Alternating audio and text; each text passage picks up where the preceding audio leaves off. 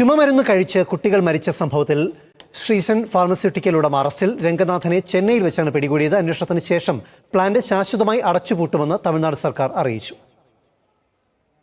മധ്യപ്രദേശിൽ നിന്നെത്തിയ അന്വേഷണ സംഘം ഇന്ന് പുലർച്ചെയാണ് ശ്രീസൻ ഫാർമസ്യൂട്ടിക്കൽ ഉടമ രംഗനാഥനെ പിടികൂടിയത്.